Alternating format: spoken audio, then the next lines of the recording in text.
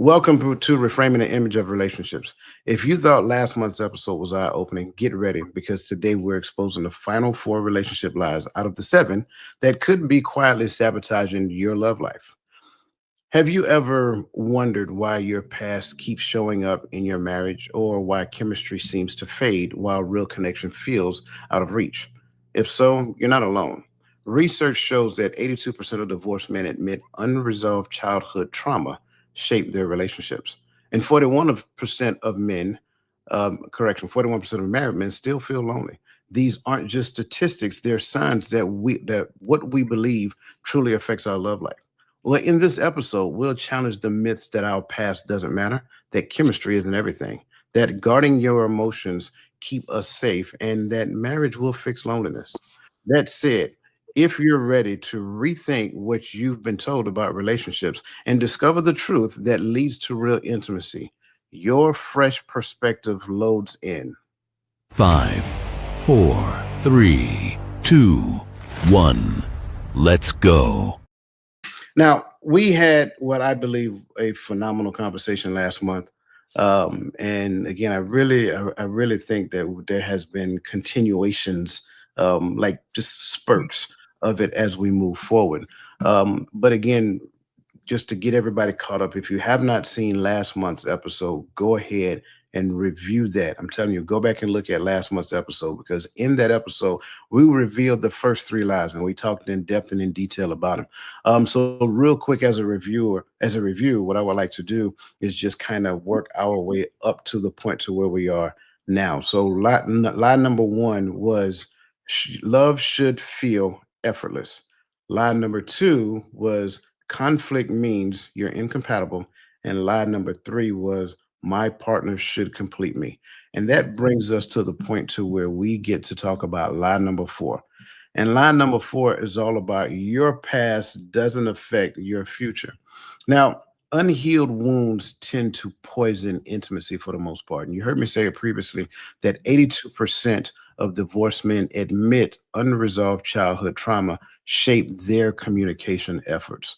And I think what we have to do is not only because we talk about it all the time, and I have another show planned where I talk about the word heal because that has become somewhat of a buzzword now. Somebody probably got upset because I said that. That's okay. Just let it sit for a second. Um, I think as we move forward, what we need to realize is that our past, if we really start to think about it, is really a lesson. It's not a lodestone. It's not something that is supposed to be just carried and struggled. And as we get into this, I want us to kind of reflect on what Psalms 51 and 10 says. And just from the snippet of it, just create in me a pure heart, renew steadfast spirit. And remember, the word heart is not reflecting the thing that's beating in my chest. So, the first question that I want to kind of tap into is what happens when we blame our partners for the resurfacing of old wounds instead of accepting responsibility for the unhealed past. Now, before I turn you loose, because I know you guys are probably ready to dive on this one, when we talk about the unhealed past, keep in mind the unhealed past could have been what happened in that relationship just as well as what happened prior to that relationship. Okay. Um, I guess I'll start off. I think that anything that you're holding on to, first of all, is not going to, and if it's just something that is detrimental to the relationship, that it's not going to be a healthy environment. That's first of all, right? So if something has happened in the midst of the relationship, as you explained, and it's unresolved, it remains unresolved, it can begin to diminish the relationship that you're in. So, and it perpetuates this cycle of some people like to stay in that place because they want to be a victim, right?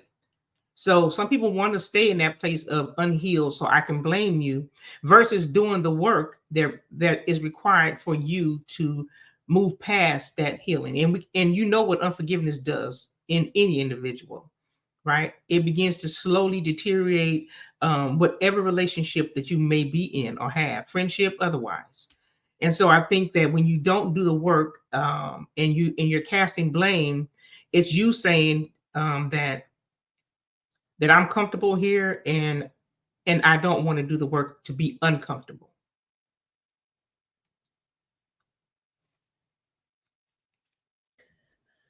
So, to the point of this question of what happens when we blame our partners for the resurfacing of old wounds, and to that point of you don't have the right to blame them. The only way we can stop triggers is by healing. And so the latter part of this is, instead of accepting responsibility for the unhealed past. So my thought process went to, and this is a question for the audience to consider, not to answer live. First and foremost, why do you even want that relationship? Secondly, what is your expectation from that relationship? If those questions point back to me, myself, and I, then I suggest you not get in a relationship. And to Lisa's point, I'm talking about friendships, and you might want to kind of pull away from family as well, because what's going to happen is that to blame others for something, first and foremost, that they had no part in. Oftentimes, you're blaming people for something they had no part in. They weren't even there. They don't know anything about it. And you're looking to them through the blaming to provide you some kind of solace or whatever, pity, I don't know. But that's really something for a licensed medical professional to deal with. And so if we care about the individual and the relationship itself, even before we enter into it, we should really consider seeking out professional help, medical professional help, to work through those issues. Yeah, I don't disagree with anything you guys said. But I kind of want to go back to the blame our partners piece. Um, as it pertains to the resurfacing of old wounds. And I highlighted like what happens in the relationship intentionally, as well as what happened prior to the relationship, because a lot of times we don't necessarily do the work on ourselves that needed to be done before we got into a relationship. We just move from partner to partner thinking that the next partner is going to make things a whole lot easier.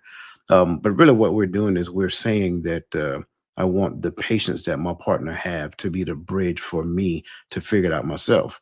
And that's not necessarily, I don't want to use the word fair, but that's not necessarily right as it pertains to what relationship really is all about. So, a lot of times in the space of relationship, you'll see the manifestation of those old wounds based upon how a person responds to certain things. A lot of times they become, I don't want to say over, they talk in a particular manner that tells you that there's something behind what is going on. A lot of times in the space of, and I just use this one, in the space of correction, some people don't like to be corrected. But if that's the case, then how do we relate to the other person? In what manner and what capacity?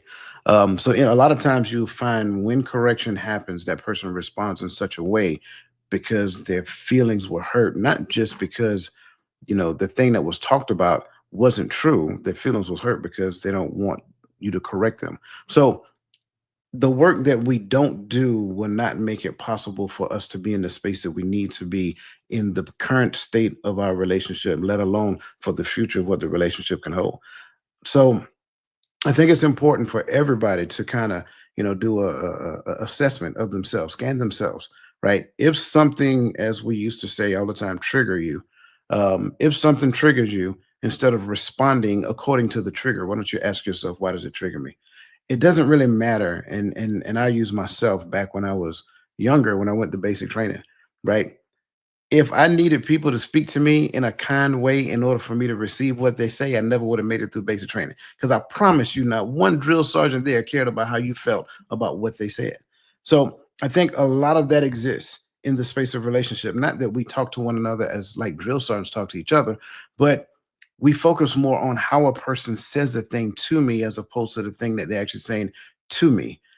And those words can reveal something in you, more than one layer, to be honest with you. It can reveal your perspective of yourself, because you shouldn't be talking to me that way. So that might say something about you.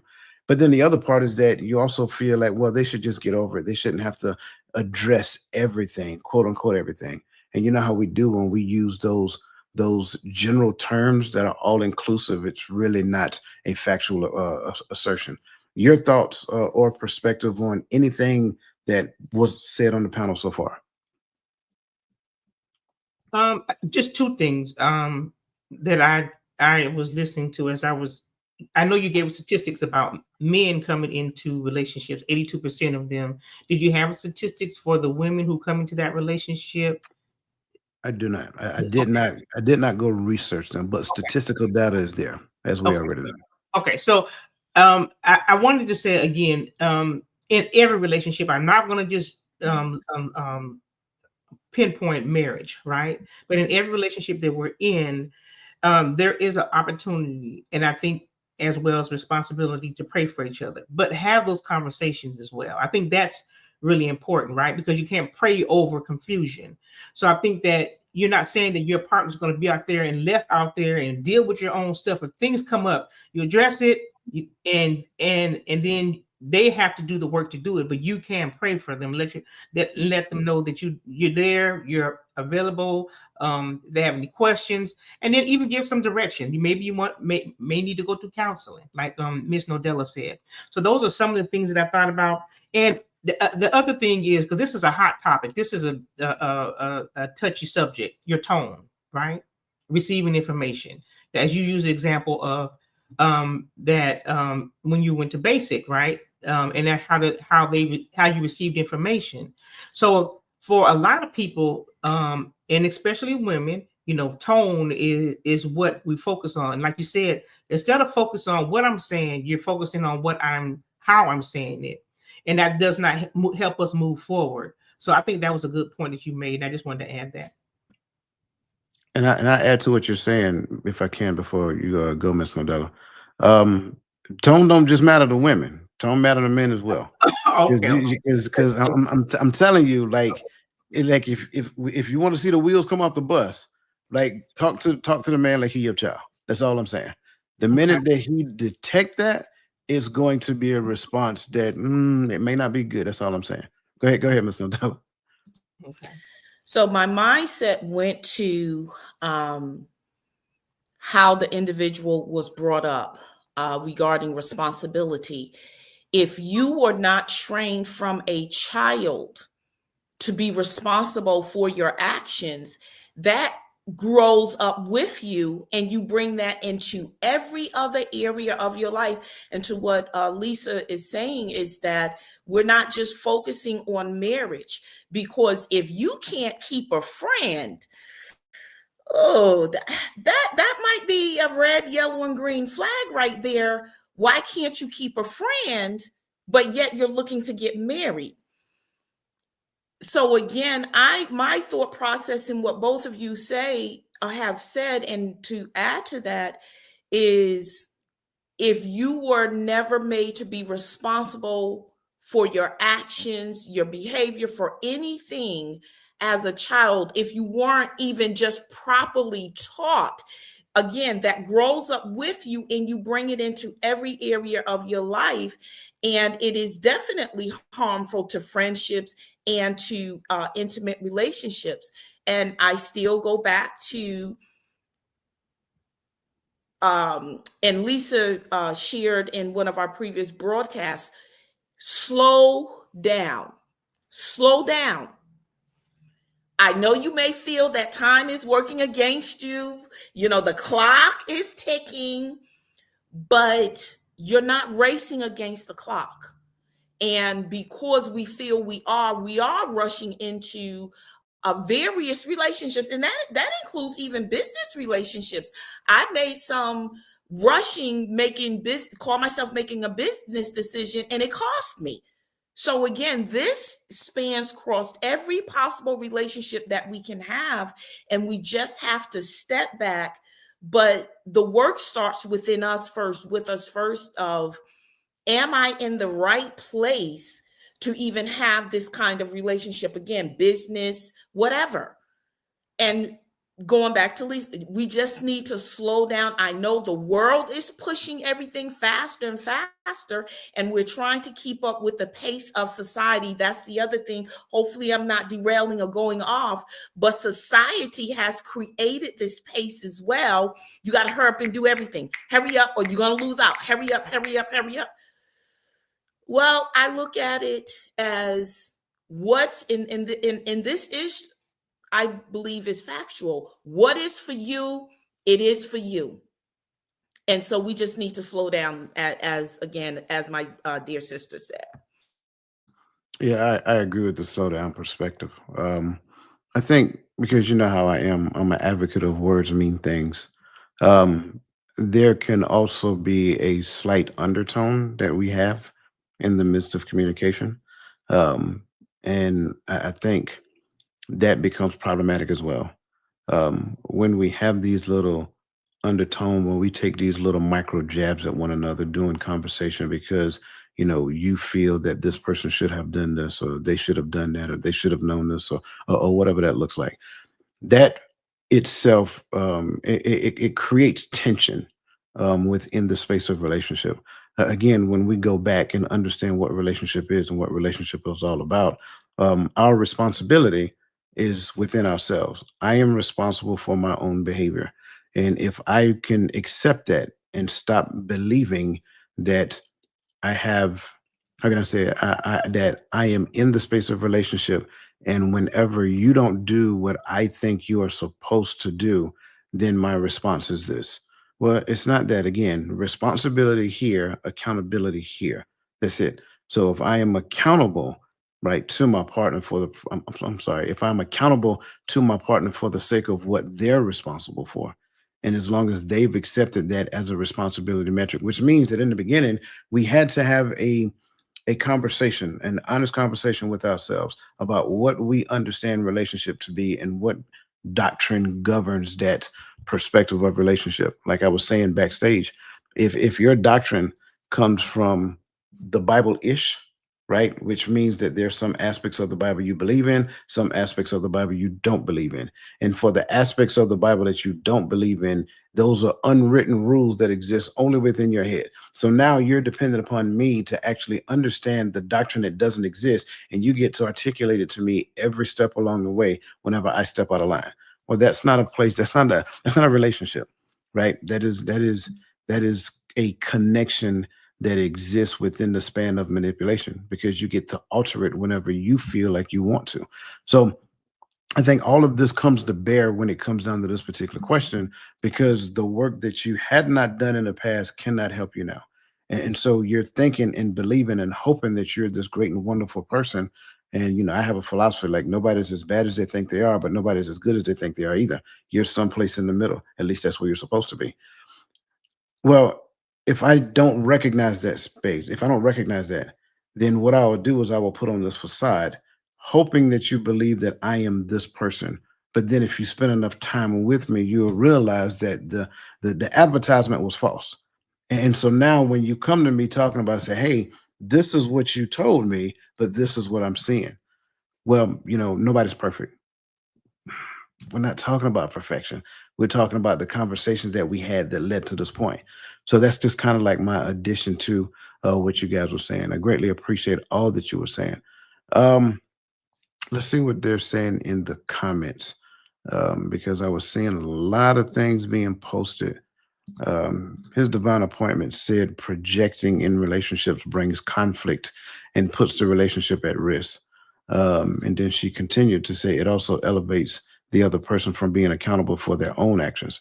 I think not only do I believe that that is true, I think you see a lot of that, especially now, to where we don't want to be accountable for the things that we're doing. We don't want to be accountable. Like if somebody says something about what they observe, your initial response is to what they said.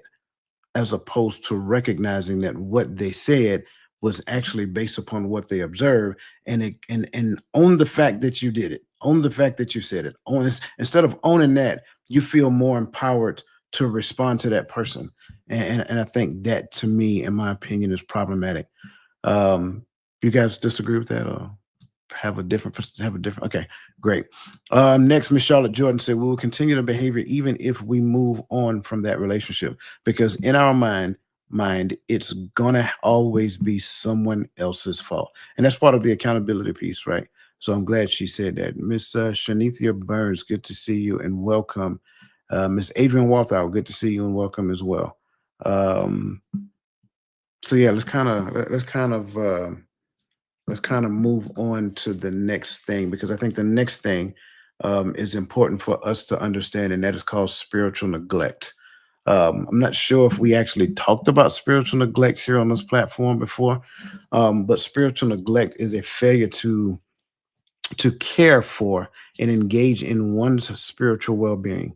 It's often characterized by a lack of spiritual disciplines like prayer, Bible study, and ultimately resulting in spiritual weakness and vulnerability. Signs can include a loss of passion, increased distractions, feelings of emptiness, and emotional distress. This state makes individuals more susceptible to temptation, doubt, and a hardened heart. And in a biblical context, it can lead to a spiritual distance from God and a weakened faith.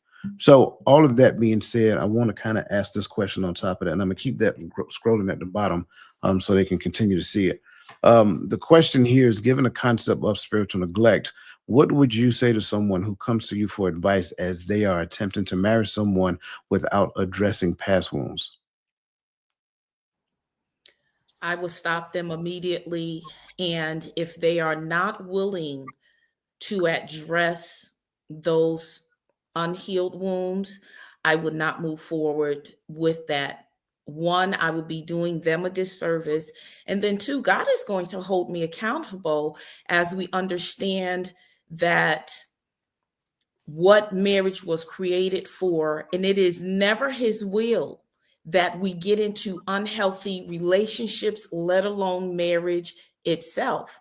And so I, in, if you will, good conscience, I would, if they refuse to get any kind of counseling, whether it's from me or someone else, I would not move forward with that. And the church has adopted, for those who will take advantage of it, that you, if you ask them, you do have to do counseling with them.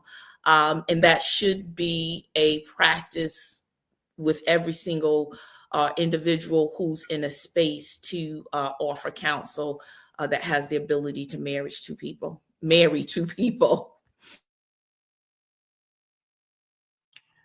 Um, I think I know for sure having the honest premarital conversations and counseling is good. It's not just good; it's actually detrimental to your relationship. Um, and I think that if anyone enters a relationship unhealed, that they are intentionally causing harm to the other person. And I think it undermines our covenant relationship that we're entering into. Right? We're not supposed to enter into anything into a covenant relationship, because the Word of God teaches us that keep your heart with all diligence. From out of it flows the issues of life. That's Proverbs 4:23. And so if we're entering anything with them and understanding that we're entering into it in deception, because we know that we're unhealed, and we're having a conversation, or you're talking to the individual who understands that you still have some work to do. The best advice that we can give them is take your time, go get counseling, talk to the person who you want to be in relationship with, and be honest.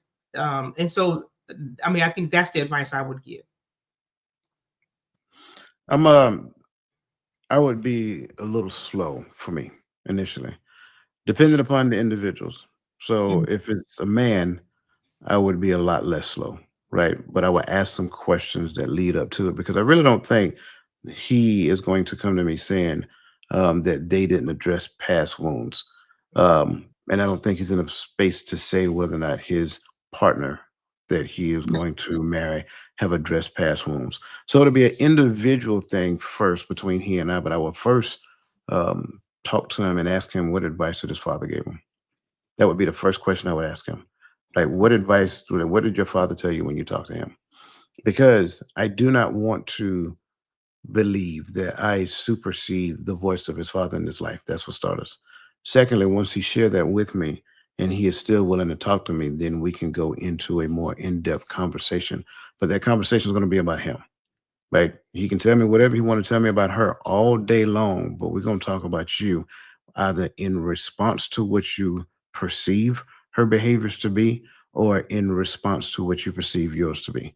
And then after that, I would say, hey, let's both of us get together and talk.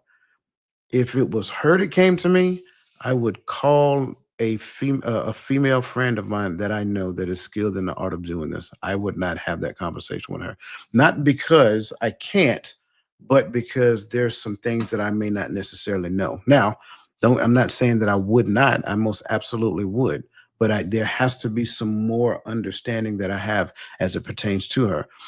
However, regardless of male, female, couple, the only thing I'm talking about is what the word of God says, not how I feel about what you're going through. So when you share with me your perspective of this, I am sharing with you the interpretation of what the Bible says that we should be doing as it pertains to our everyday life. I'm not saying how I feel about the Bible, and I'm definitely not quoting scriptures to you, because I think that's one of the biggest things we do is we quote scriptures at people when people are trying to learn how to live life. They don't need you to quote scriptures to them. Well, thank you for knowing all the scriptures in the Bible. But at the end of the day, that's not what they need. They need a mature adult individual that's skilled in the art of this thing that they want to talk about, to talk to them in such a way that they have a better understanding of the life that they're trying to live together. And I think that's the key. The key is that understanding that they want to pursue this life together. Now, how can we move forward with it? I can have one-on-one conversation with the man, but again, it has to at some point bring her to the conversation, not just for a one-time interaction. No, this is a developmental piece. Why am I starting out with him? Because you're not gonna like it. He wears the crown. So when I'm starting out with him, I want to make sure that the one that the Most High is going to hold accountable is in order. Understand what he is undertaking. Do you understand this? Do you understand that? What would happen if this, that, this, that, this, that, and the third? Ask the difficult questions up front, because if you have an exit clause, don't get married. I'll say it again. If in your mind you already have an exit clause, y'all stop pursuing marriage. Y'all not ready. And again, it's not me judging them. It's just me understanding where they are in their minds mentally. And you already have an escape plan before you go in, then why go through it? So those are some of the things I would talk about. Is that everything? Absolutely not. Is that 100% across the board a blanket that I throw on everybody that comes in? Absolutely not. But that's my initial response just simply to this question. You guys' thoughts? Well, no, you answered as a professional counselor. You answered that very, very technically. But no, there were a few things that I thought about as you said that, and I'm glad that you brought those out. Right, when you are engaging with anyone, whether it be male or female, there is order, and then entering into someone's covenant relationship, the first person that we have to point them back to, as you said, is to the father, right? The one who's they're going to get their instructions from. So I thought that was very good and for us to be mindful of, as you know, you are in a in a professional capacity that you're in, and as us as believers, we're all ministers, right? And so when we come and we have conversations with females, we're usually pretty transparent, and we're talking and we're pretty comfortable talking to each other once we've been in a relationship with each other. Some people don't even care; they'll just just some women will just talk to you because they feel comfortable having the conversations, right? But that's what we have to be careful to give our interpretation, right? That's what we have to be careful, and make sure that it's not our perspective or what we think or how we would do it. And so I think that's very important as well. Y'all are talking good. I think it's time to pass the collection plate. You know what? But see, I think this is important.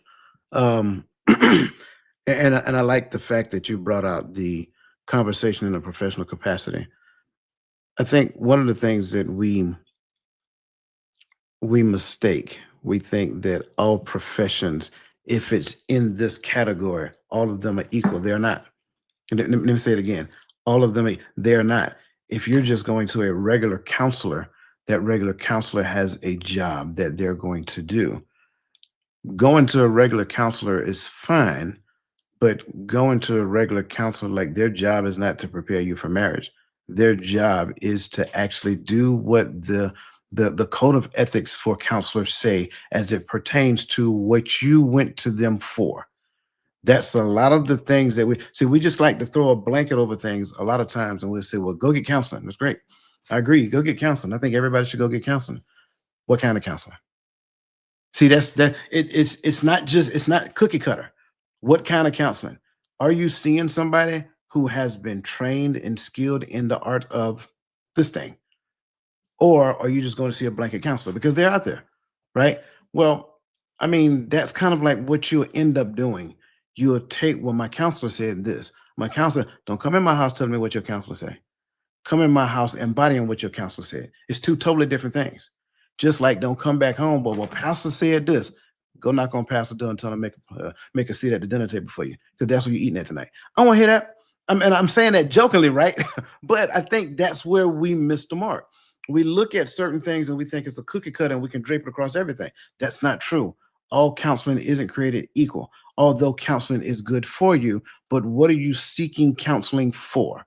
Let's start there. Because a good counselor will say, hey, if you're coming to me for marriage counseling, that's not me. Let me pick up the phone and call somebody I know who is a marriage counselor, right? If you're coming to me for a bereavement counselor, that's not what I'm saying. Let me pick up a phone and call a bereavement counselor that can help you get over this state of mourning that you've been in for the past 7 years, right? All of these things we have to understand, like, and we were just talking about this, I think last week, when you have a lot of options out there, that creates confusion.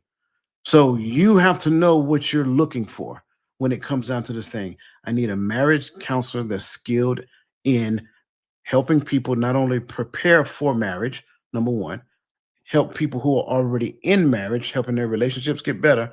But number two, they have a biblical foundation to everything they talk about.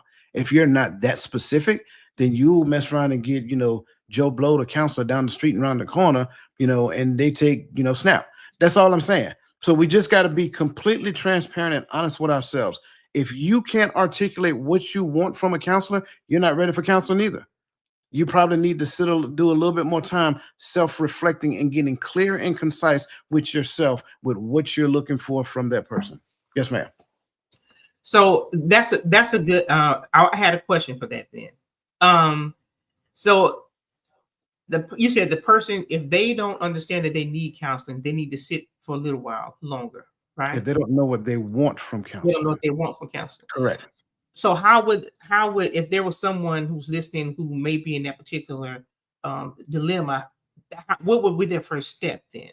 Every good counselor should allow the person to have what we call a consultation, which means that we will sit down and talk for free for that period of time so that we can come to some type of understanding of what it is you're looking for.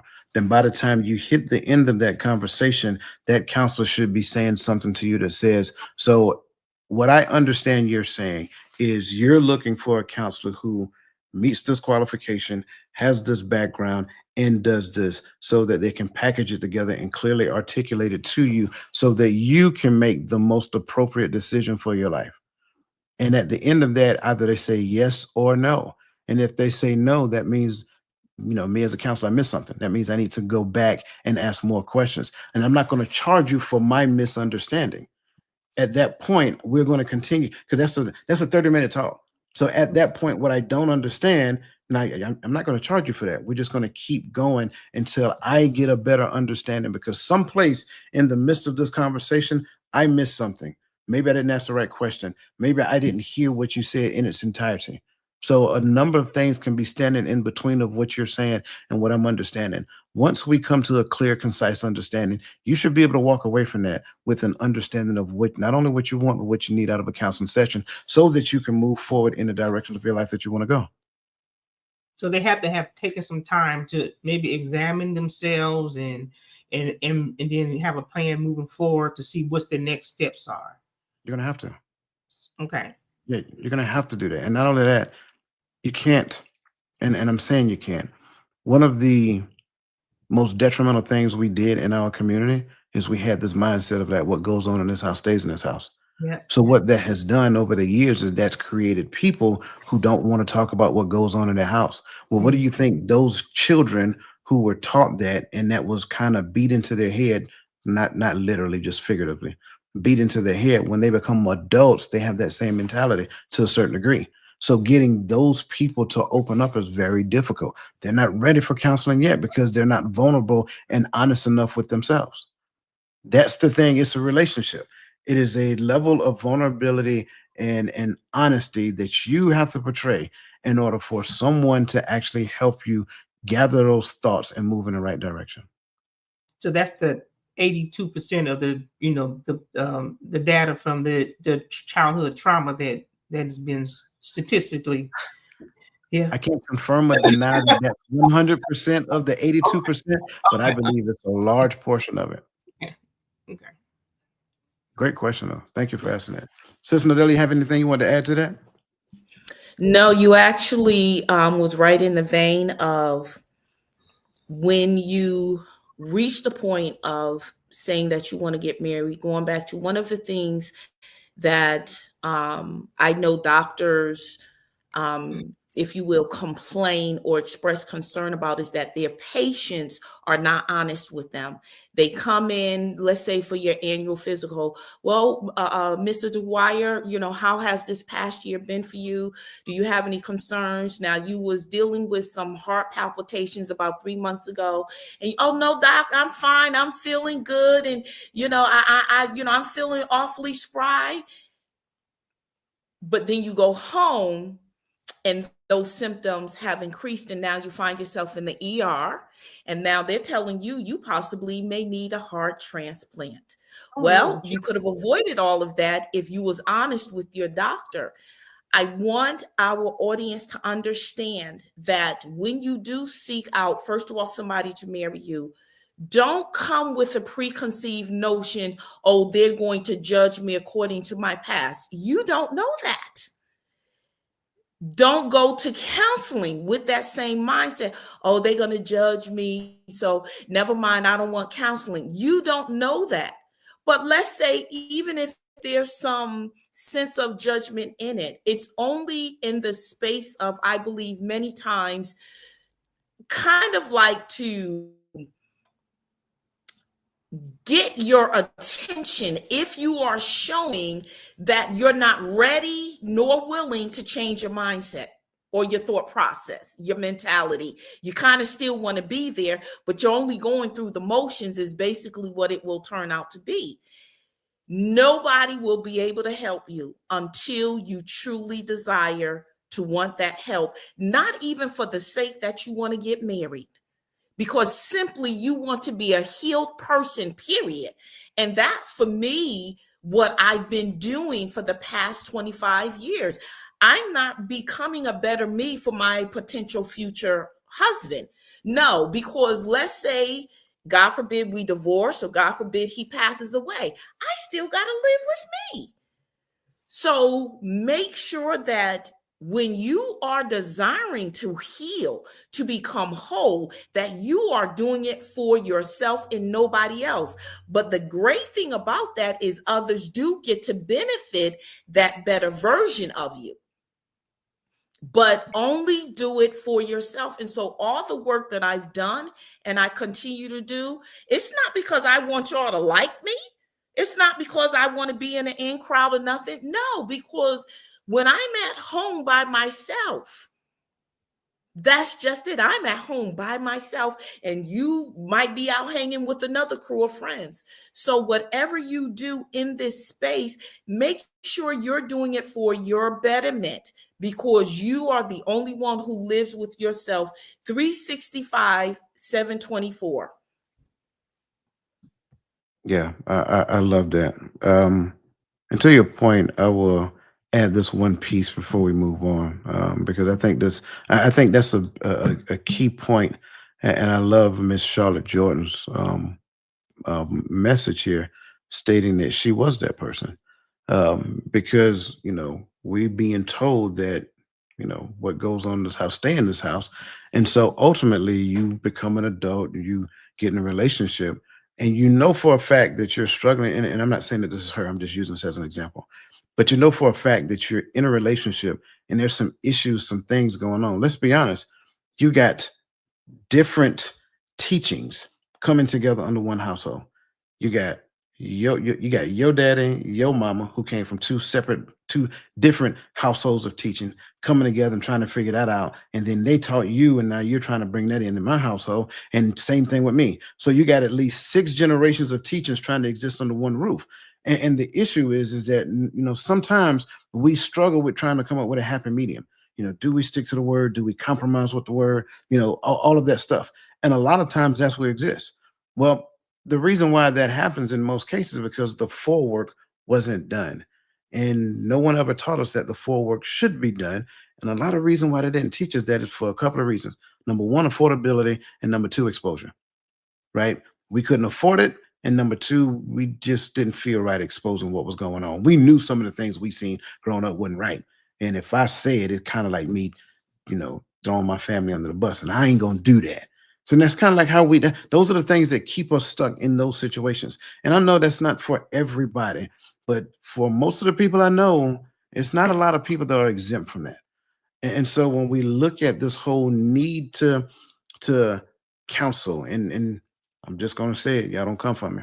It's Saturday morning, and I got all day. Um, the church was supposed to be that for us. I'll say it again. The church was supposed to be that for us. But the problem is a lot of people that's in that have these quote unquote titles don't necessarily have the understanding of the title, what the entirety of the title means. So it's like all of those things exist. And I joke when I say it, you must know where your limitations exist as opposed to when it comes to calling, what you're called to do. Like you want to do what I tend to call purpose creep. Like you want to tend to creep outside of your purpose. We talked about mission creep earlier in Bible study, but purpose creep is when you tend to start creeping outside of your purpose because I want to do this here and I want to do that there. Listen, I'm gonna be honest with you. Everybody ain't called to preach. I'm gonna say, I'm sorry. It don't sound good. Everybody ain't called to preach. When I was finishing my graduate degree for pastoral counseling, what they said they wanted me to do for my practicum, I wasn't gonna do it. I'm trying to tell you, you ain't sending me to nobody NICU so I can talk to the family about what I'm just telling you the truth. I immediately picked up the phone and called my counselor and said, "Hey, what else you got?" I'm not gonna do that. So we laughed on the phone. She said, "Mr. Dwyer, you've already pretty much done everything for human services counseling. There it is. Let's do that." The practicum for that was going to AA meetings. The best thing ever. I think, I don't care who you are. I think everybody need to go to an AA meeting at least 4 times. You will learn a lot about yourself.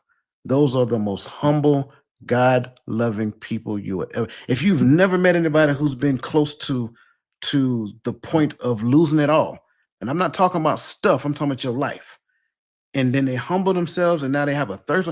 You'll learn a lot about where you are in your walk with Christ. You ain't scratching the surface until you step foot in a place like that and see where they are as far. And I'm not saying it from a state of comparison. I'm saying it from a space of like collective understanding, because we like to get in our own little bubbles in our own little niche. And this is what we do. And this is how we do it. And what we fail to realize is it's detrimental to the body of Christ, because we're really segregating ourselves to such a degree that we're creating more divide. Well, what does this have to do with this whole conversation? That's exactly what it has to do with this conversation. We had, growing up, division within our community. Let's be honest. What goes on in this house stays in this house, and how we do things is right. No, it wasn't. Stop playing. There were some things that were done right. I'll agree with that, but not the entirety of it. So we got to get out of that. We got to recognize like the body of Christ is supposed to be a place of healing, right? Pastoral counseling is a thing, and we're supposed to be able to sit down and talk to people as it pertains to the things that they're dealing with in life, as it pertains to the Word of God. Not my opinion about what you're doing, not about what somebody told me and your uncle, daddy, sister, brother, cousin. I knew them from way back. None of that stuff matters. Let's listen to the heart of the person, take it to the altar, and let the one who can fix it, and not me, not Lisa, not Nodella, or anybody listening here can do it. If you don't know a person who has the ability to remove themselves out of the middle of the conversation that you're having with them and the one that the Holy Spirit is trying to have through you, that's not the person you need to be talking to. Okay, I'm off my soapbox now. I'm sorry, y'all. Listen, greatly appreciate you guys. You guys are awesome. I love what you're saying. I love the information you guys are putting in the comment section, because you guys are all over it. Nick D said, I received premarital counseling from church and it was still the incorrect information. I did not realize that at the time. And that's what I'm talking about. And it's a lot of that and they feel like, and I'm not speaking for Nick D because I don't know, but it's like they walk out of there, they're empowered, and they want to practice what they're learning, right? And they feel like this should work. And then when it doesn't work, it's like, man, like that's no different than anybody else I could have talked to in my family. So it's just we got to get to the point that we have a heart for people, man. Yes, go ahead. That comment. I just wanted to say, that premarital counseling, just the term alone, right? In every phase of us being sanctified and growing in grace, that's just us being human beings, right? But and if we're in an environment where we're married, then that does not mean that the growth and the work stops, right? So you have premarital counseling. You need to go through counseling throughout your marriage because you're growing, you're learning. God is teaching you. Some things are changing. And I think sometimes that's what we drop the ball. We think, well, I'm married, so I don't need counseling. No, I just do not believe that is accurate. I think that it's a progressive journey that we have to continue. If to have a mediator sometimes in our relationships, there's someone that's trusted, of course.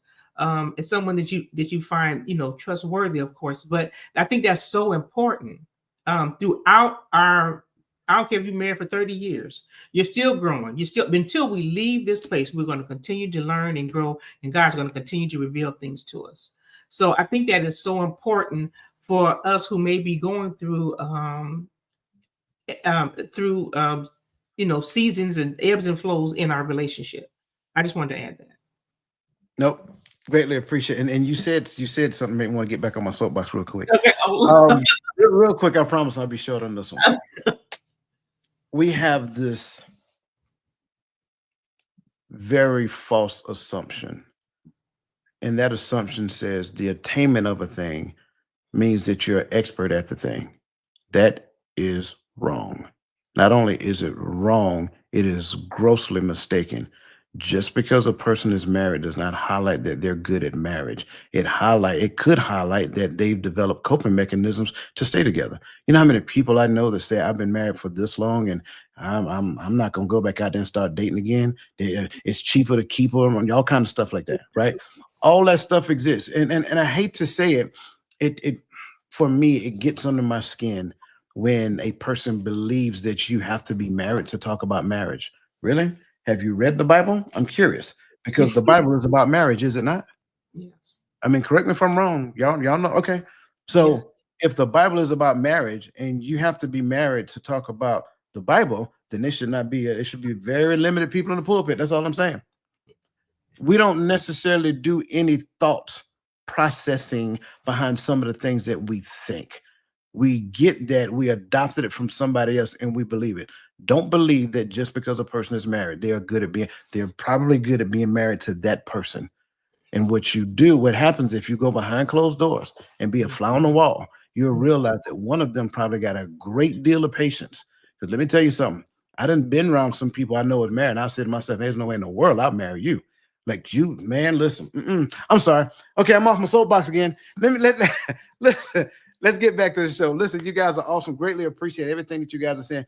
Keep putting your information in the comments. I know we're doing a lot of talking today, but I think it's necessary. But I also want you to know that what you're saying is valuable. And periodically, I can peep over there and pull some things out. So just keep them coming because it's a lot of great information. Point number 5, which we're not going to discuss today because we had a whole show that talked a lot about this, but it's prioritizing. No, bring it back up, please. But it focuses on prioritizing chemistry over character. So make sure that you go back to that. It's 2 months ago now, actually. And we did a great deep dive into this. So that's line number 5. So that takes us to line number 6. And line number 6 is all about guarding your emotions to protect yourself. Here's the reality. Vulnerability breeds intimacy. You kind of heard us talk about that just a little bit. And so statistically speaking, I know I'm giving a lot of men statistics, but I'm a man, so y'all bear with me. Men who hide emotions are 3 times more likely to cheat or retreat. Now, I don't like the term cheat, but I got it straight out of Psychology Today. Walls, we got to look at it from this perspective. Walls, although they may protect, but they isolate more than anything. And so, according to Brene Brown, she said vulnerability is the birthplace of love, belonging, and joy. So I want to start off with this question. I only got one question for this section, y'all. But for some odd reason, I just have this feeling. If vulnerability is the path to true intimacy, then why do we fear judgment from partners more than lifelong isolation? And remember, we kind of talked about previously, a lot of times people tend to focus on responding to the information as opposed to considering the information that was actually shared. So your thoughts on this question? So for me, we have to go back to our past. What is our foundation? If our foundation was built on lies and never corrected, and as an adult now, if you have not identified that that foundation is flawed, you continue to live according to that lie. So how do we break the cycle? That's I say rhetorical question, but for our audience to consider, to even get to the point of being vulnerable, you have to recognize when you've been living in a cycle. Most of us in this world, well, actually, everybody in this world has been living in some form of cycle based on what you were taught as a child, whether it's a good cycle or whether what you were taught was good or bad. We still develop a type of cyclic lifestyle, whether it's on the truth or on a lie. But in each case, we have to be careful, as you shared not too long ago, Coach. We have to be careful that we also don't barricade ourselves in that one way or the other, because in each case, you're still blocking out more information to come in to help you to continue to evolve and develop. So we have to recognize the cycle or cycles in our life. They need to be addressed. Essentially, they need to be dismantled. If you truly want to be able to move into the space of vulnerability, I am talking about personal experience. I love this question because this is straight up my alley. This is straight up my street. Because although I was in relationships with men, I had the most fortified walls that anybody could ever have, even better than Fort Knox. But yet I still desired to be in relationships with these men. And watch this, I wanted them to accept me and my walls. I expected them to accept me and my walls, which that's not even realistic. And so at some point, I had to say, do I want a real relationship? Because that's what it boils down to. If you can't be vulnerable, you're not looking for a real, what I would call a real relationship, in that it has vulnerability at the core or the foundation of it. So, to this question is, if vulnerability is the path to true intimacy, why do we fear judgment from partners more than lifelong isolation? Part of it comes from cycles. Part of it comes from the pressure of society. Part of it even comes from just not even knowing, not having that knowledge. And I'll land there for now.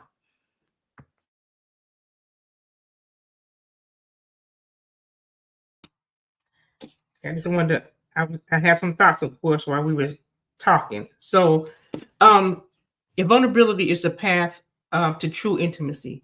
So, this one I thought was really good because it made me think about, I would think that, being quiet and not saying anything was me protecting the environment, right? Not understanding that it was more harmful to the environment. Because I learned when I was going through my counseling that I was stonewalling, and it's a term that's used for warfare. I think is what I learned during that time, and it wasn't harmful, and that my mate was not my enemy. So when we're entering into a relationship, we have to be mindful of our behaviors and some of the things that we're bringing forward. And I thought that the silence was something that was going to help, and it didn't. It hurt, and it was more harmful than anything else. And so that's one of the things that I learned about vulnerability, because I think a lot, and I think some of it, not a lot of it, I think some of it comes from the fear of, that this is wrong, right? But you don't have the tools, or you don't know how to move forward. You don't have the information that you need to correct the behavior that you are now recognizing that is in you, except for you read and you have this help and you have this outside source that you didn't have before. Like when I was at home, before I left my home, and I was exposed to different environments, I begin to see, well, this ain't right. I've never seen this. I never experienced this. And then your imagination begins to open up, and you begin to get some clarity that, but some of these things that I learned were incorrect and they were not helpful for me. And that's one aspect of it as well. And then I think there's another aspect where you fear being rebuked. Well, it's better it's better on an open remand than to conceal love. So being loving someone and being their and being their brother and sister or friend, right, means that sometimes you're going to have to say to them that you're wrong, and you're going to have to openly rebuke them. That is a component of love. And we think that if we correct something, or we say something that we're being mean. No, it's not being mean. It's jarring you into thinking. Listen, think about what you're saying, what you're doing. Take some time and examine yourself. And that's what we have to do oftentimes, for ourselves. Always consider our ways, examine, listen, and don't just immediately reject information because you don't like what's being said. If someone loves you and you can identify that you're in a relationship with them and they care about you, and they're saying, maybe consider this, then maybe consider that. And then that's the extent of it. You don't have to consider it. You don't. But it would be beneficial to you if you know they care about you and they're saying, because we all have blind spots, right? So that if we can't see those blind spots, someone else who loves us, that's why two of us are going to walk together at all times.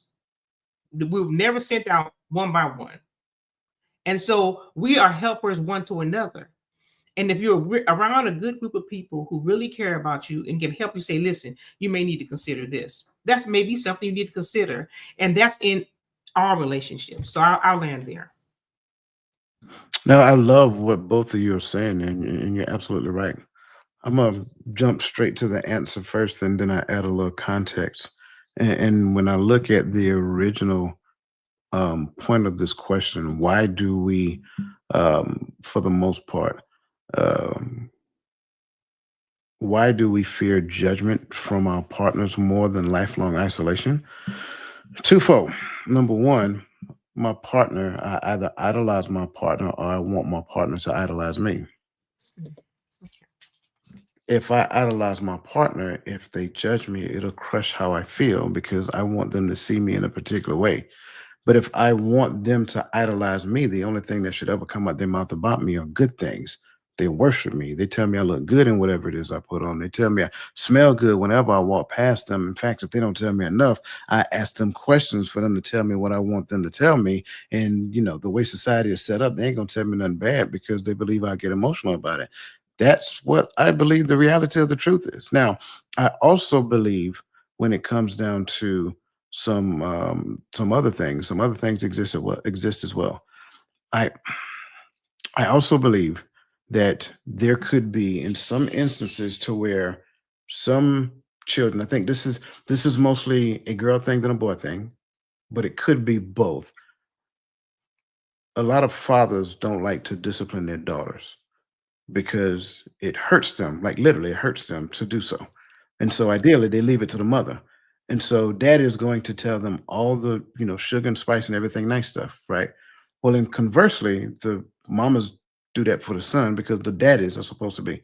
But now when you look at the preponderance of the population, it's less fathers in the home, then the daughter, like she is the one that's supposed to be trained by the mother, but the son, although, there is some training that goes on, it's difficult for the mama to teach the boy to be a man. So those young men, although, and this is for both parties, not just one, by the way, because both children, boy and girl, need both parents. But those young people go into relationships and they end up, as they get older, expressing the thing that they learned at home through their development, growth and development in the space of relationship. But keep in mind, it begins early when they don't care how you feel. Literally, you ugly. Yeah, y'all heard that in high school. Stop playing. You ugly. That's kids didn't care how you feel.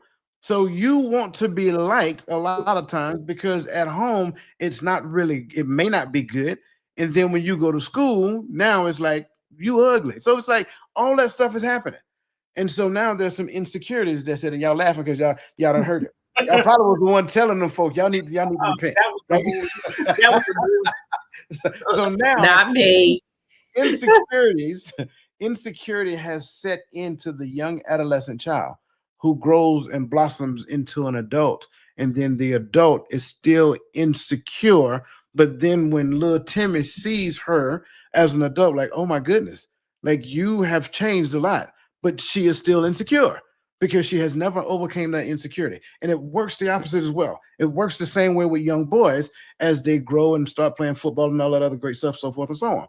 So I think a lot of times the fear of judgment carries a lot heavier weight to the person's lack of security than the lifelong isolation. Because in lifelong isolation, the only person I got to worry about is me. In vulnerability, now I got to worry about how you perceive me. And that's part of the issue in my mind.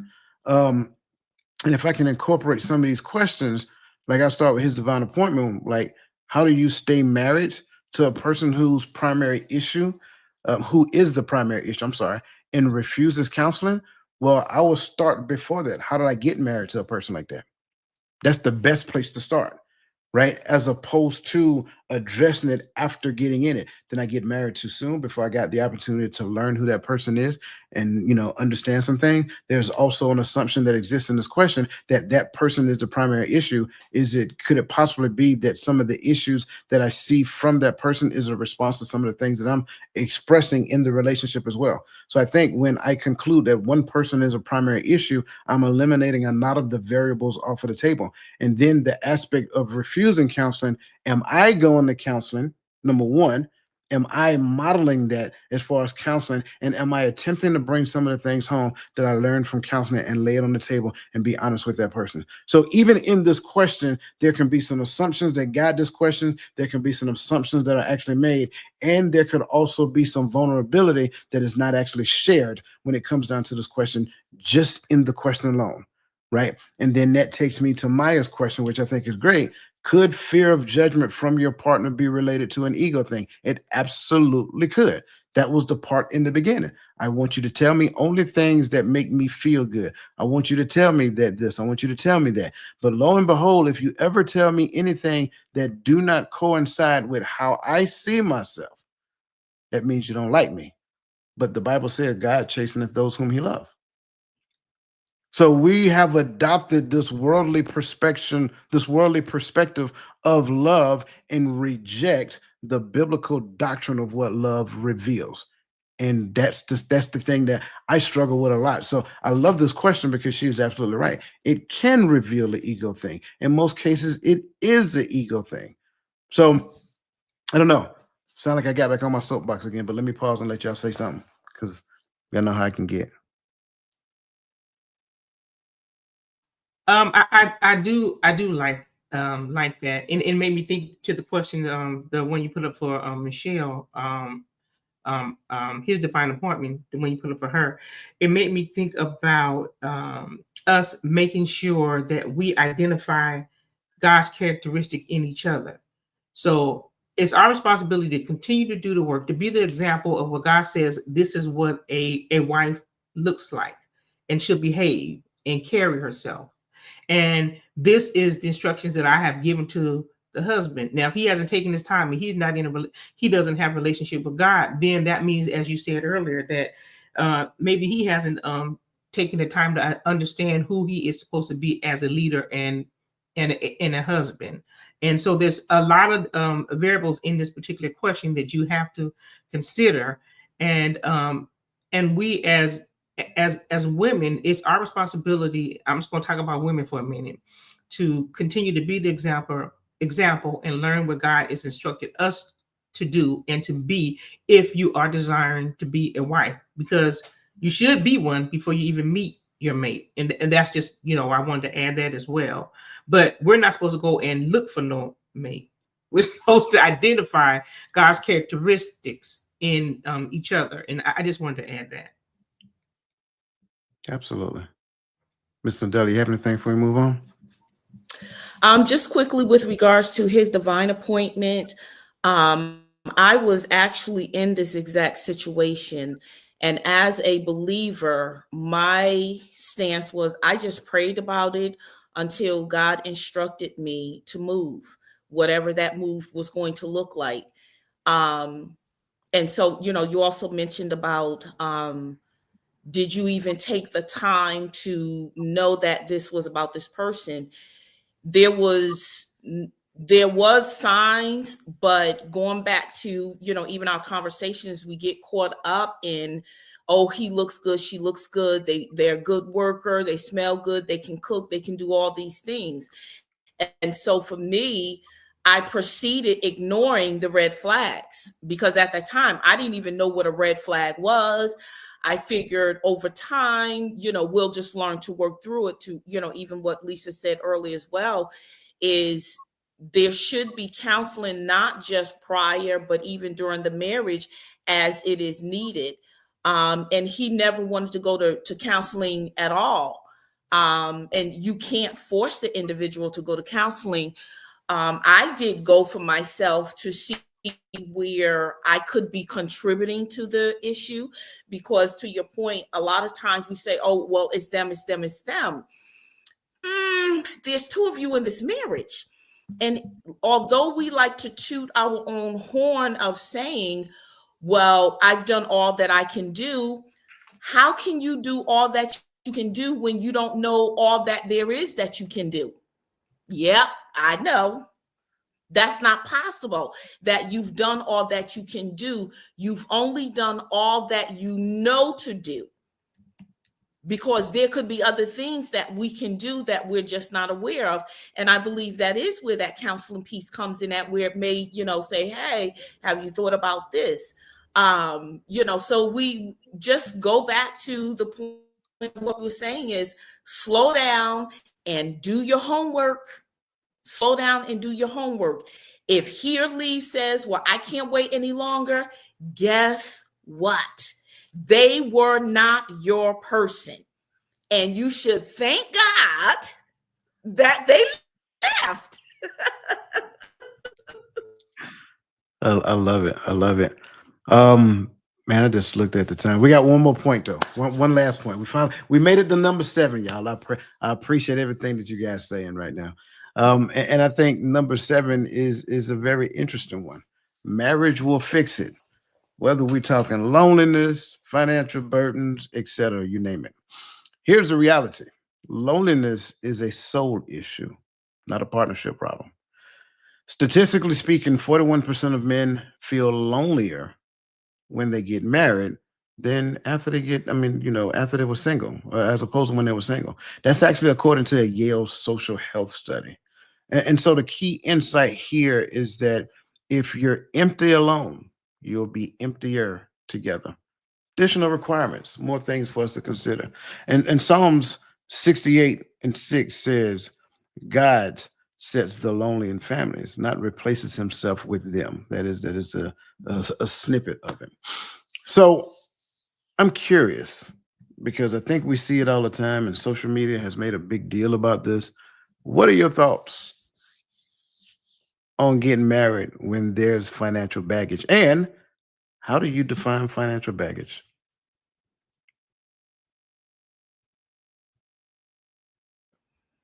I won't do it in that whether I am to be the answer for his financial woes or he's to be the answer to my financial woes. But also, that is a conversation going back to that vulnerability, not only transparency, but vulnerability. Can I have an open and honest discussion with him about that I'm $150,000 in debt? Or am I going to hide it from him, wait till after we get married and say, oh, here. You definitely are on track to creating the newest record for having the shortest marriage, because don't nobody want to be bamboozled. If you really love that individual, and going back to your intentions of why you want to not necessarily get married to them, but just getting married in general. If your intentions are pure, if your relationship you have been building it through conversations of learning each other, again, going to transparency and vulnerability, nothing should be off the table. But I do say timing. Also, I wouldn't say just throw everything out there on the first, second, or even 50. Work your way up to it. But I would say disclose as much as possible that could help the relationship. Again, to wait until after you get married and say, oh, I'm $150,000 in debt, and you just spent 25 on a wedding. That man might be, I'll take the $25,000 hit, but I'm not going to take that $150,000 hit. And again, vice versa. So I just think going back to, transparency, vulnerability, and honesty, that always must be somewhere at the forefront, in the middle of the relationship and your conversations, if you really care about that person and you want to be married to them and you want to spend the rest of your life to them. So I'll stop there. I think this is like a jam-packed question, because there's so many thoughts to come to mind, right? But the first thing is a conversation. If you are having thoughts about, being together and joining your life with the individual, you have to have the financial conversation, because I think finances is one of the top 3 reasons for divorce, right? And so if you're entering into a relationship and you're not having this conversation and you are doing it in a deceptive manner, and if you are entering the conversation and you know that you have some debt, do you have a plan? What is your timeline? Do you have a budget? What are your goals? You know, how do you plan on resolving the debt that you have? And these are just conversations that we have to be honest and we have to have, right? But it doesn't mean that maybe the person says that, well, I don't want to take be married to you with this debt. And that could be a choice that you can't take from them. You can't say that I'm not going to share with you that I have this issue going on. So that's entering into the relationship in a deceitful manner. And you have to have these conversations because it's important, because like Ms. Nodella said, you are setting yourself up for disaster. And so if you do have debt, and most adults do, have the conversation. What is your plan? What are you going? How are you going to resolve it moving forward? And is this something that you think that you can, join your life to? It being practical. Yeah. Can I just pop right back on real quick? I also Sure. wanted to add, because I saw Crystal's question come up, let's not leave out child support. That's also fine. I'm not just talking about credit card debt, car note debt. Let's not forget child support, alimony, things of that nature as well. Okay. No, I thank you both for sharing, your thoughts on this. I'm gonna start off with Crystal's question because I think it's clear. I think we need to understand that part first. Financial baggage is not debt. Again, financial baggage is not debt. We need to have a better understanding of the money game first and foremost. So the question that in my mind is, do you understand how money works? If you don't understand how money works, therefore you mismanage money, then that is my definition of financial baggage. You do not have, like, it's a big difference between, and I think it was somebody said something about student loan. It's a big difference between student loan debt and credit card debt, right? Student loan debt is probably the best. And I'm not advocating for going out and getting student loans. But if you're gonna get some cheap money, that's the best cheap money to get, right?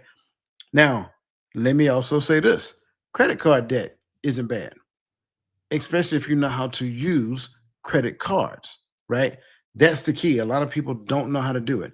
Now, number one, are we going to be vulnerable enough to express the debt that we've created prior to making the lifetime commitment with the other person, right? Are we going to say, hey, just so that you know, this isn't from a place of baggage, but I have some debt, and here's what the debt look like. I own a house, I own a car, I'm doing this, I'm doing that. The next question should be from that other person is, how are you managing that? You know what I'm saying? Are you okay? Blah, blah, blah, this, that, and the third. Because here's the deal. I think a lot of times we hear financial baggage and when we think it's debt, and we're assuming that just because we're saying financial baggage, this person has a mountain of debt that they can't handle. Therefore, they're getting married so that the unity between the two, we both can tackle my debt. No, that's not necessarily what we're saying. When you say baggage, baggage is something that is holding you down, that is preventing you from moving forward in life because you're working just to pay debt. That is all. And let's be completely transparent. A lot of us, to some degree, that we're in that category. So now, when we go back and entertain that question, and I think Sister Nodella, you said it first, and I think Lisa, she kind of continued along that path. Is, should I view getting married to a person that has baggage a no-go? Yes. Baggage, a no-go. Debt, no. Manageable debt, that they have a clear understanding. But if they have baggage, that person isn't ready to be married. That person need to, number one, become more mature in their understanding of the money game. And once they do that and get that under control, now they are and I use the term candidate. They are a candidate for marriage, right? And I know some people don't like that I use that term. That's okay. Just take a deep breath. They are a candidate for marriage at that point. right? This is all called maturity. You don't get to bring your immature nature into my house and expect me to fix it like you did nothing wrong. Because the immature nature of you do not correct will reveal its head at at another space, especially if I help you get out of debt. You next thing you know, you up at Louis Vuitton sipping tea while they go get you a $5,000 purse. Wait a minute, how did we get here? I didn't ask you how much money I make, right? And I'm not saying this from the perspective to assume, and I'm saying this because I'm a guy. I'm not saying this from a perspective to assume that women don't make money. Women make a lot of great money. So that's not what it's about anymore. It's not about, let's match checkbooks and human. That's childish. Stop that, right? We're talking about two people coming together in unity. If you still want to compare straws, do that as friends. You know what I'm saying? You can compare straws and be friends all day long. But if you're trying to come together in unity and you're trying to understand how financial baggage weighs into that, yes, financial baggage is an expression of immaturity. And I cannot assume that just because you made decisions here and you have not gotten rid of it yet, that you're a changed person. Nope, that's not true. You still have it. That's how I know you're not. When I'm working on it, okay, let me know when you finish working on it, and then we can have more progressive conversation. But until then, this is where we are. And that's the issue. But I don't want to just leave it there, because if I leave it there, then somebody's going to take from it whatever they want to perceive and just run to the hills with it. So I want to kind of circle back around, because we talked loneliness a second ago. And I do believe a lot of times, we kind of, what do you call it? Shop therapy? We do that? We get lonely, we go shopping? You ain't never heard of it? Yeah. No? You're talking about retail therapy? Retail therapy. That's what it is. I'm sorry. Mhm. Yeah, I was shaking my head. No, I don't do that. Okay, all right, all right. Well, I'm not assuming that y'all esteemed women do it. I'm just saying that that's a thing, right? That's a thing. That's Yeah. immature. That's immaturity. Oh yeah. Okay, very Oh. well. I'm glad you went there, because Mhm. the next question is assuming, hypothetically speaking, and I'm not making it about retail therapy, but yes, I'm sorry, you're about to say something. I just want to say that's immature, especially if you've already come together and you set boundaries for financing and you go outside of that. That's why I wanted to add. I'm sorry. Okay. So for the person who created this baggage, this mountain of debt, and they've gotten married and they haven't replaced it, they haven't learned to overcome that immature behavior, and they view that person as their savior because they rescued me from my situation. Well, my question is chronic loneliness, and again, that's why I say it's not specifically about retail therapy, but I think it also can be focused on lonely as well. So retail therapy, lonely, whatever. But is chronic loneliness, and I don't want to focus on the term chronic because that goes to a whole higher level. Is chronic loneliness in marriage a punishment for using your spouse as a replacement for God? And I know I'm asking y'all a question that y'all have no earthly idea what is right. Hold on, because I gotta break down it. Is chronic loneliness in marriage a punishment? Is chronic loneliness? No, now that goes back to some of the work that you have to do in some of the conversations that you need to have with your spouse. But it's not a replacement for them, because you cannot make them your God. See, this is how I'm thinking about it. When I first seen the question, I said, the joy of the Lord is my strength. So each of us has a relationship with God, and we have a relationship with each other because we are one, right? And so what affects the other is going to affect the other. So our intent is we're one. And so me using the excuse that my loneliness is something that I need to work on, and I need to let my mate, my spouse, know that these are some of the things that I'm experiencing, and I need to work on these, because I know that this may be overwhelming to you, that I'm trying to replace because I'm lonely, and I'm putting too much pressure on you, male or female, right? So that's the conversation and the realization that we have to come to, because if you're making someone else your God, first of all, and you're a believer, then that's some something you really need to go unpack and go sit down and talk to someone about. Because it's important that you understand why you're doing this, or because it's something that you heard or you've seen example before you, and you need to be transformed from the way that you're thinking, because that is something that can be passed down, that you've observed in different environments. And so it's important that you go and you talk about those things and you're honest, because first of all, especially if you have a relationship with God, you cannot replace him with someone else. It's not going to work. Your marriage is not going to work. It's not going to be healthy, because now you are taking some misplaced understanding and placing it on someone else. Well, he said, cast all your cares on me, for I care for you. That's God. You casting them on God, not on the other person. So I just wanted to say that. I do have a question, because you Okay. said something, and I love it. And if you can just regard me for a couple of seconds here, Miss Nodella. So you made mention of going to your spouse and letting them know what you're going through. What would you be looking for in response? Well, I think first of all, because you are one, it's something that your spouse should be aware that's going on. Because if you're keeping something hidden from them and they're identifying this behavior and they don't know what's going on, you should at least have the conversation with them, right? You're already in a covenant relationship. So it's important that they know, and you have these honest conversations. This is the part of being vulnerable. Like, I'm here. I don't know how to get from out of here. And maybe they can give you some direction, and not try to be God, but give you some direction and to help you. And because they are the head of the, if it's the wife talking to the husband, they are the head. They can go to the father. You can get instructions. So that's what I was thinking about when I mentioned that. So If in that other makes words, so just awareness. You just want them to know. Okay, yeah. good. I appreciate that. All right, Sister Nodella, the floor is yours. I'm sorry.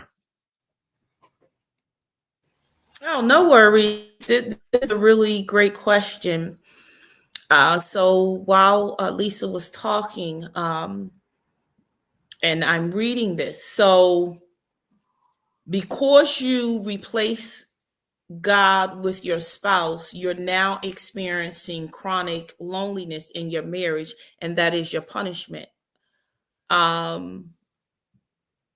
And yes, so the question is chronic loneliness in marriage a punishment for using your spouse as a replacement for God? Yes, chronic loneliness is punishment.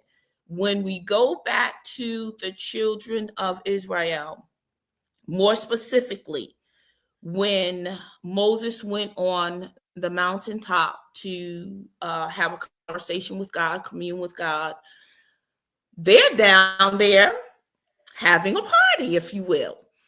Not only in that, but so their statement was, because Moses was taking so long, they decided to take all of their gold jewelry and make a golden calf. That became their God. Why? Because Moses was taking too long talking to God. And so from that, they suffered a very hard consequence. God says, I am a jealous God, and you shall have no other God beside me.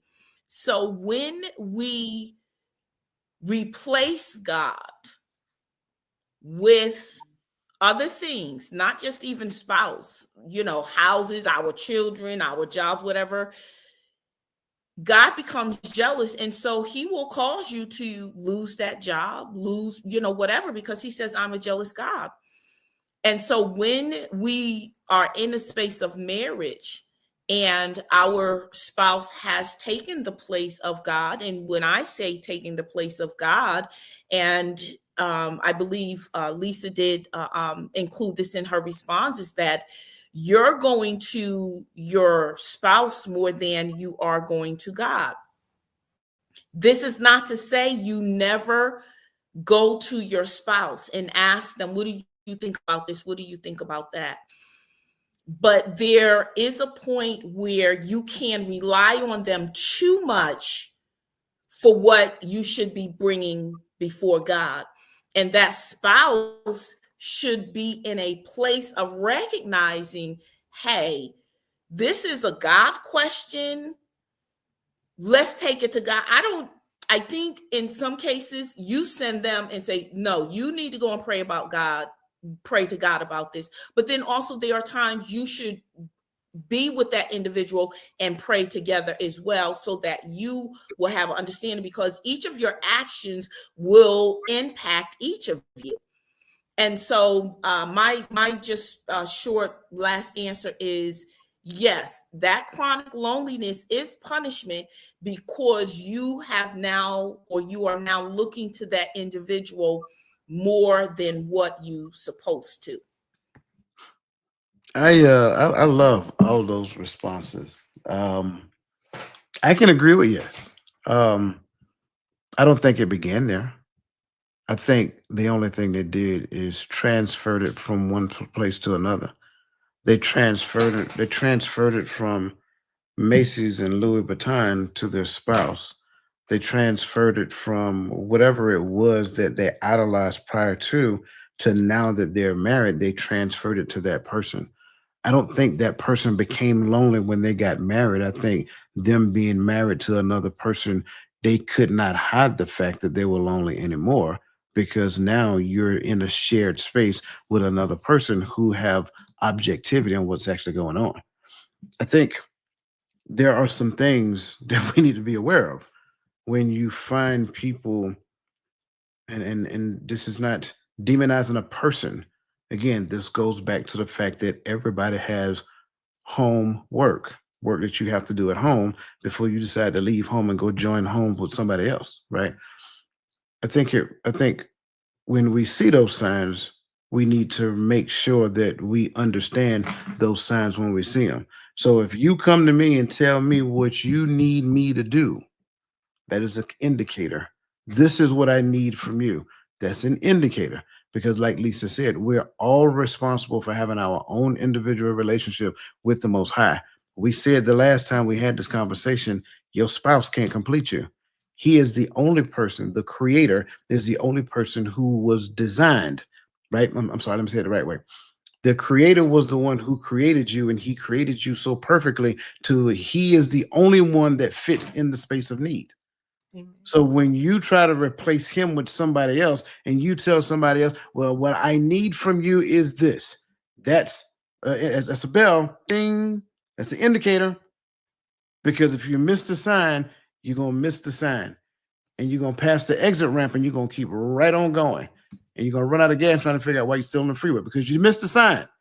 That person told you back here, this is what I need from you. And because you were so infatuated with the idea of relationship, you missed the idea of connection.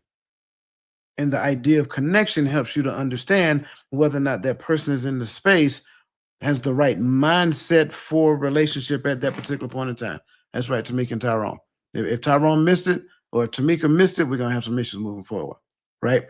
That's how it works. I hate to say it that way, and I know a lot of people don't agree with it, but probably the reason why they don't agree with it because they can see it in themselves, or they saw it in themselves at one point in time. That's not a bad thing. It's not a bad thing to see something in yourself right now or see it used to be in you, but it's a space where you can thank God that I'm no longer there and I am now aware of it and I can move forward. Because if I don't see that, the only thing I'm going to do is jump. Like you're going to be like a frog hopping from lily pad to lily pad, but those lily pads are called relationships. So that's it. That was the last question. Greatly appreciate everything that everybody said during this conversation, not just on a panel, but also in the chat. And that being said, 12, we went a little long today. So I want y'all to give y'all final thoughts, but make sure that we respect the people's time because we done kept them a little long, and I want to make sure that they understand that I appreciate them staying with us through the entirety. Sister Nodella, I'm gonna start with you, and then I'll go with Lisa, and then I'm just gonna tell y'all how much I love y'all and bid y'all farewell. So first up, Sister Nodella, you have the floor. As always, I truly love these engaging conversations. And to our chat, again, yes, you are absolutely Awesome. Thank you so much for your insight, your feedback, and sharing your experiences as well. It definitely enhanced the conversation. I think in the space of as we continue to live and move throughout this life, that we should always be open to growth, to evolving, to developing. And that will look like it will come from a myriad of resources. But I want to caution each and every one of us to make sure you are vetting your sources of information. When we were growing up, those who are 40 and above, we didn't have an internet and things of that nature where we were inundated with access to so much information. But the issue is that I would say probably 30 to 40% of this information is not correct, either fully or partially. And so we have to vet the information that we're reading that's coming across our screen. I don't care who is coming through and by. No one has the full example, the full answer to everything that we desire to have knowledge of to help us live a more fulfilling and successful life. The image of the reframing of images, I'm sorry, the reframing of relationships is just one resource. We do not just throw out information. We are careful with what we share. But again, we're not the only source of information. And so I just encourage each and every one of you, as you desire to also move in the space of relationship, again, make sure you are vetting your source of information, whether it be the internet, encyclopedia, the library, or an individual. Just make sure you are vetting that information, because that will steer you further away from believing and becoming more susceptible to lies rather than the truth. Everyone, enjoy the rest of your day and weekend.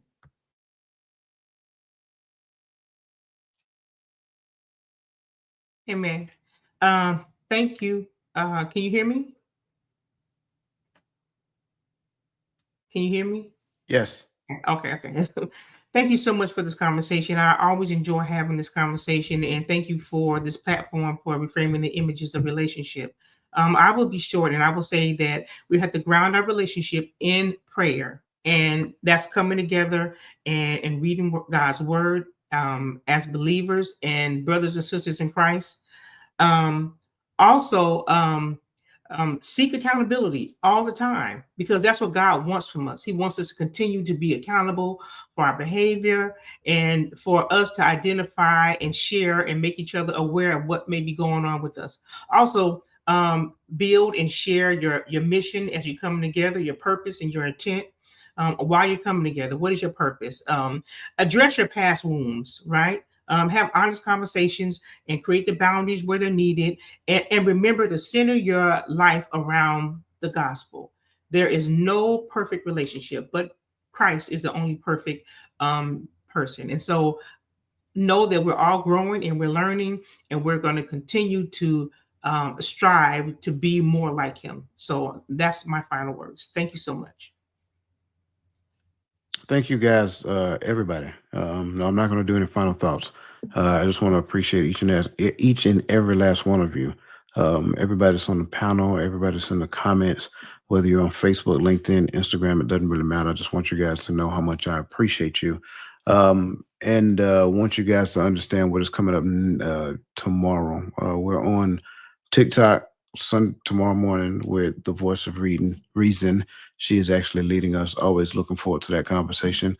The Hearts of Men will be back this Friday coming up. I just want to make sure I say that. We just had a snafu last night, so I thought it would be better to not have it than to give a partial product. I don't want to waste your guys' time. I also want to make sure that I say thank you to everybody who supported us during this live conversation.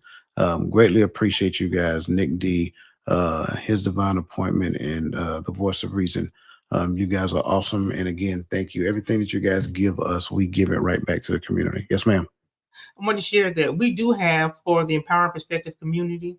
We do have a website you can go to, and versus going to the TikTok shop or Amazon. Support our website. There's a lot of stuff on there, and Dwayne has done a lot of work on there to make sure that we have items that we all seek and that we're looking for. So I just want to remind, because he reminded me, I had ordered some stuff off of Amazon. I was like, I could order it from our website. So I want to keep that in our minds and forefront, to continue to support that website, and everything that we do, everything that you do in order from that website goes back into this community, so we can continue to make it better and grow. Just wanted to add that. Well, thank you. I greatly appreciate that. Okay. Anything else? I think our hearts and minds clear. Good to go? Yeah. All right. Very good. Listen, you guys are awesome. Enjoy the rest of your day. Enjoy your weekend if we do not see you tomorrow during Bible study or during TikTok Live. And remember to always let the best version of yourself be a blessing to somebody else.